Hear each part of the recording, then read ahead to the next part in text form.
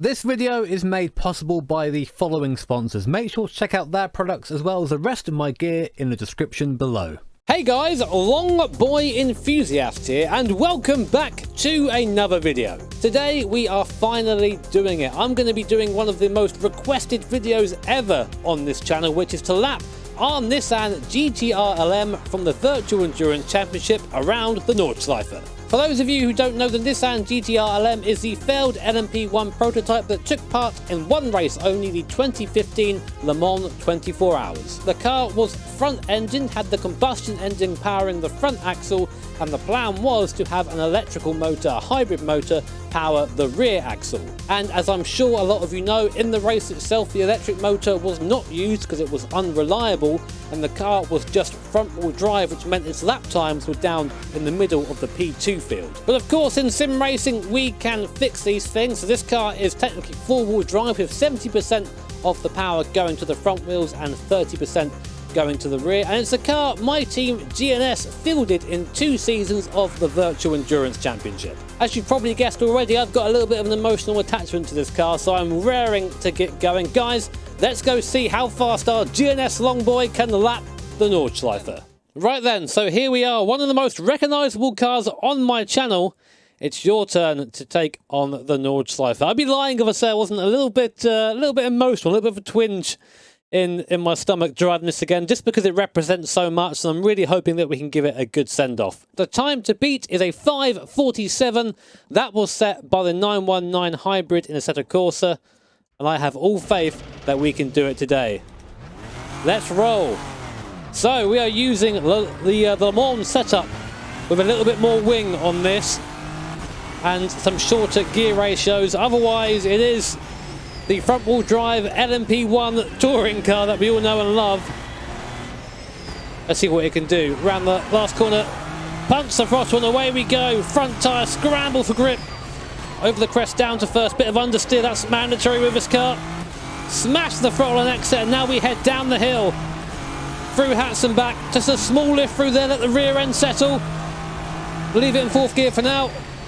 Down to 2nd, nice and easy. Work with the rear end of the car. It's always trying to break loose, but you have to use it.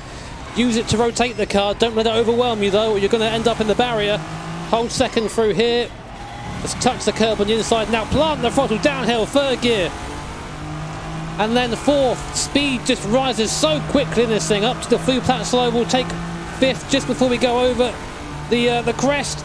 Just about flat through here. You can feel and you can see the car struggling. The rear end's all over the place. And now we let the V6 turbo run free. Nearly 330 Ks. Small lift through here. Just try and get the car stirred. You can just see how much input I'm having to put into the wheel to stop it from going around. You had that all the time in this car during VEC. It was so much fun. And now plummet down towards the compression. Just keep it straight as possible. Get off the curbs. The curbs are a big hit in this car, and we can't afford to touch them. 4th through there. Now try and brush off some of the speed. This is where the Nissan suffered the slow speed stuff. Really hard to change direction unless you just plant the throttle and get it spinning almost. Like that, there you go. Back up to speed again. So much downforce in this thing. Well, I say so much downforce. You drive it like you're driving a touring car. You'd never expect it to stick, but it just kind of does. Line wasn't great into there. I was just trying to avoid hitting the curb on each side and ended up taking a very middling line. There you go. Car does not want to slow down, but once it goes, it's just a rocket ship. This car was heavily BOP'd during its time in VEC, and not because it was fast to begin with, but we found setup. We found things that made it faster, and we had to keep pulling it back. What I would give to have the initial version of this just to see how it compared. Oh, on the curb. I love the sound of this thing. It's just so Nissan. Aim for the apex, miss it. Go wide, you can see the rear end slide. You can get away with that because of the kind of full-wheel drive nature of this thing. It's 70-30 to the front tyres. So you've got 70% of the power going through the front, 30% through the rear. So understeer is inherent, but you can save the car if it's going into a slide. There you go, nice. You can hear the front tyres just scrambling all the time. Front tyre wear was such a big issue for us in this, just trying to keep the tyres cold. Of course, tyre wear is off for this test, or this hot lap I should say, as we clout the curb there. But in the races, you really have to be very careful. Now this is tricky. This is just in between being flat. So I have a small lift through here just to make sure we get through. Back on the throttle. The car dancing. Such unique handling in this car. It might not be 100% correct, but it's goddamn entertaining. Have to brake early through there or the car will slide in. You just pull the car out of each corner with the throttle. It's so unique. See the car all sorts of sideways in the braking zone. Through here. Plant the throttle. Take second quickly.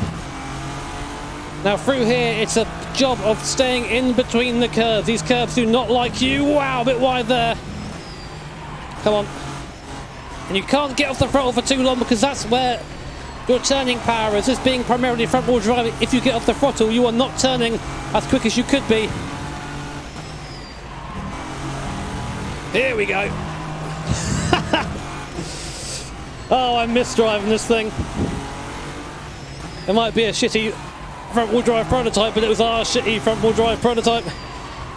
A little bit slow through there, but we can recover. YouTube corner. No one's here to see the Nissan. That makes that's about right. Now it's a very tricky section coming up here.